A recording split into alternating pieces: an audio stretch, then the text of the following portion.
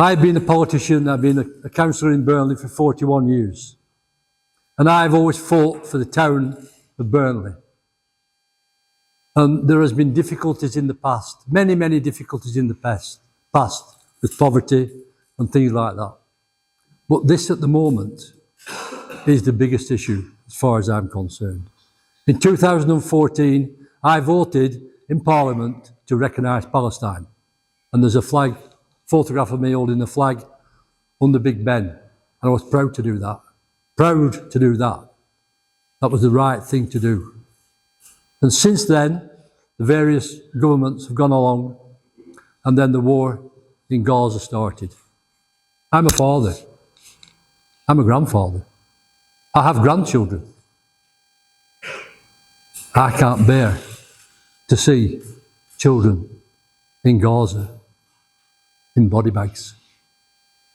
What sort of person, what sort of individual would want to step in an aeroplane and fly at 35,000 feet and fire a missile, a 2,000-pound laser-guided missile from 35 miles, knowing full well that that missile would wipe out a maternity hospital, knowing full well. And then they say there were some Hamas fighters underneath. Why did they need to wipe out a maternity hospital and kill those babies? Why? They're supposed to be the strongest army in the Middle East. Why didn't they send the soldiers to do it? Did they need to mass kill the children and the mothers in that maternity hospital? I've been accused of a lot of things during this election by the Labour Party for putting things on Facebook that they found difficult to accept. There's a photograph that I pressed and shared showing a little boy in his dad's arms, covered in blood.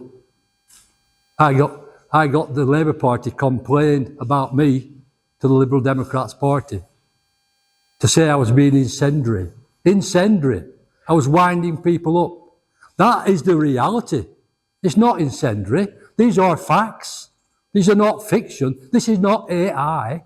This is a fact that father was carrying a young boy, not much older than that little girl there, in a body bag, dripping in blood. And the Labour Party complained to my party in London to say I was being incendiary. I'm delighted to be incendiary. If I can do things like that to bring to the notice of people like you that I will fight for the town. I will fight in Parliament for the rights of the people in Palestine. I've done that, and B knows that, for a long time. But what's going on at the moment is beyond belief. The whole area is being destroyed. You look at pictures of Palestine 15 years ago with all the blocks of flats and children playing and as happy as they could be in a walled up city. But it's not there no more. It's gone. Why do they need tanks? Why do they need tanks? It's unnecessary to fire tanks at a hospital door. They all know what's behind that door. There are doctors trying to save children's lives, trying to save all the lives. There are babies being born, and as soon as they're born, they're killed, violently killed. Not just ordinarily, violently killed by a tank shell. I can't take that. I'm sorry, guys. I'm a human being.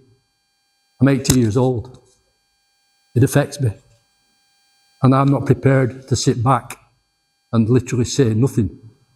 And if you elect me in Parliament, I will stand there. And if Starmer is the Prime Minister, I ask him to explain why he thought it was a good idea to turn the water taps off into Gaza.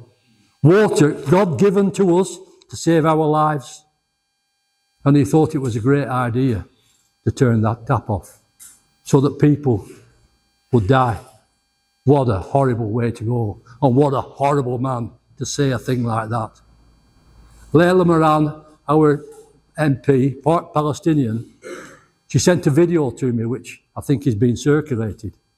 She had 2 elderly relatives in Gaza. They're both dead. One elderly man, her grandfather, died drinking dirty water. It's 2024. Why are people still in the world drinking dirty water? Not because there was no clean water, it was because there was no, the invading army didn't allow them to have clean water. And her other grandmother, she was in hospital, and the hospital finished up. Once a £2,000 laser-guided missile had gone right through the middle of it, she finished up in bits in a body bag. Ladies and gentlemen, I can assure you, if you elect me, I will fight in Parliament. I will call these people out to explain their actions so that I can understand what they've said and you can understand what they have to be called out for what they're doing. They cannot get away with it any longer. And only yesterday, the next target is the Bengali community. What on earth have the Bengali community, the Bangladesh community, what on earth have they done for the wrath of Keir Starmer to say they've got to go home? Any Bangladeshis coming to this country, you're going to turn them around and go home. Who's next? Who will be the next under Keir Starmer's eye to turn them round and send them home? This is outrageous. This guy must not win. This guy must not be put in power. But I worry that he will be. But I can assure you, here and now, I will hold him to account for everything he's done. Not now, but in the past. So I ask you, do what the gentleman says.